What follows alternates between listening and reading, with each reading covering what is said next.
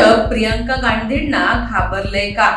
सत्तेच्या गोटात एवढी अस्वस्थता का? नमस्कार, मी अनुष्का आणि तुम्ही पाहताय दैनिक राज्य लोकतंत्र. राजकारणात हवा असते आणि दहशतही असते, पण सध्या दिल्लीच्या गल्ल्यांमध्ये एक वेगळीच अस्वस्थता पाहायला मिळते. प्रियंका गांधी वडेरा संसदेत येतात काय? केंद्र सरकारवर तुटून पडतात काय? आणि अक्षरशः अचानक सत्ताधाऱ्यांचा संयम सुटतो काय? आजचा प्रश्न हा सरळ आहे. भाजप प्रियंका गांधींना खरंच घाबरलंय का, की हा फक्त काँग्रेसचा मूळ दावा आहे? आज आपण या राजकीय चर्चेचं पोस्टमॉर्टम करणार आहोत.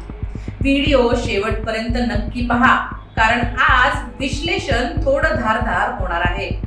काँग्रेसनं प्रियंका गांधींना मैदानात उतरून हे स्पष्ट केलंय की आता आम्ही बचावात्मक भूमिका घेणार नाही, तर आक्रमक खेळणार. प्रियंका गांधींची शैली पहा, तीच इंदिरा गांधींची छबी, तोच करारी आवाज आणि थेट जनतेच्या डोळ्यात डोळे घालून बोलण्याची ती पद्धत. क्लोज कर लीजिए, देश सुन लेगा क्या क्या शिकायतें हैं, किसने क्या किया, इंदिरा जी ने क्या किया, राजीव जी ने क्या किया, परिवारवाद क्या होता है, नेहरू जी ने कौन सी गलतियां की, सुना लीजिए, फिर खत्म. जेव्हा त्या संसदेत राजकीय धूर्तपणा आणि मित्रवादावर बोलतात, तेव्हा समोरच्या बाकांवर शांतता पसरते. काँग्रेसचा दावा आहे की भाजपकडे राहुल गांधींसाठी स्क्रिप्ट तयार होती, पण प्रियंका गांधींच्या इमोशनल इंटेलिजन्सला कसं उत्तर द्यायचं हे अजून भाजपाच्या सो कॉल्ड चाणक्यांनाही उमजलेलं नाही.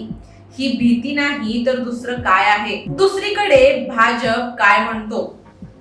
गांधी घराण्याचं आणखी एक अपयश.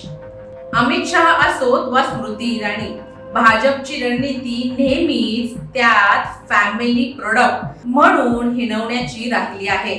पण इथेच तर खरा गेम बदलतो. तुम्ही घाबरला नाही तर तुमच्या प्रत्येक बड्या नेत्याला प्रियंका गांधींच्या एका विधानावर उत्तर द्यायला पत्रकार परिषद का घ्यावी लागते? त्यांचा प्रभाव नगण्य आहे, तर त्यांच्या प्रत्येक दौऱ्यात यंत्रणेची एवढी नाकेबंदी का केली जाते? भाजप म्हणतंय निवडणुकीत प्रभाव दाखवा, पण त्यांना निवडणुकांपर्यंत पोहोचूच न देण्यासाठी जी फील्डिंग लावली जाते तीच बरं काही सांगून जाणारी आहे. गेल्या काही सत्रांमध्ये प्रियंका गांधींनी संसदेला रणांगण बनवलंय. सत्ताधाऱ्यांच्या प्रत्येक वाराला त्यांनी ज्या पद्धतीने परतवून लावलंय, त्यामुळे सोशल मीडियावर त्यांची फायटर इमेज बनली आहे.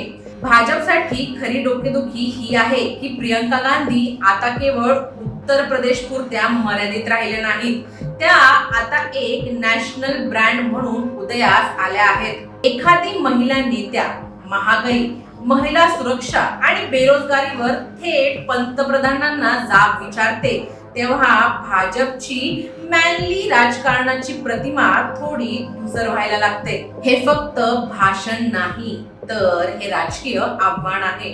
पण जरा थांबा, राजकारण फक्त टाळ्यांवर चालत नाही, तर ते बूथवर चालतं. प्रियंका गांधींकडे गर्दी खेचण्याची ताकद आहे, पण ती गर्दी मतदान केंद्रापर्यंत नेण्यासाठी काँग्रेसकडे तेवढं मजबूत संघटन आहे का? भाजपचं सामर्थ्य त्यांच्या 50 प्रमुख मध्ये आहे, तर प्रियंका गांधींची ताकद त्यांच्या व्यक्तिमत्वात आहे. जोपर्यंत काँग्रेसचं संघटन या आक्रमकतेला निवडणुकीच्या रणांगणात किंवा निकालात बदलत नाही, तोपर्यंत भाजप आपली भीती अहंकाराच्या मागे लपूनच ठेवणार. तर मग भाजप घाबरलंय का? याचं उत्तर आहे भाजप प्रियंकांच्या इमेजला नक्कीच घाबरलाय. कारण प्रियंका गांधी या निव्वळ नेत्या नाही, तर त्या भाजपच्या सर्वात मोठ्या अस्त्राला म्हणजेच नरेटिव्हला थेट टक्कर देऊ शकतात. राजकारणात भीती ही कधीच कबूल केली जात नाही, ती कृतीतून दिसते आणि प्रियंका गांधींच्या बाबतीत सत्ताधाऱ्यांची अस्वस्थता आता काही लपून राहिलेली नाही, ती दिसून येऊ लागली आहे. तुम्हाला काय वाटतं, प्रियंका गांधी भाजपचा अश्वमेध रोखू शकतील का, की भाजपचं संघटन पुन्हा एकदा वरचढ ठरेल? तुमच्या प्रतिक्रिया आम्हाला कमेंट्सद्वारे नक्की कळवा. आणि जर राज्य लोकतंत्र चॅनलवर नवीन असाल तर चॅनलला लाईक, शेअर आणि सबस्क्राईब करायला विसरू नका. धन्यवाद. दैनिक राज्य लोकतंत्र.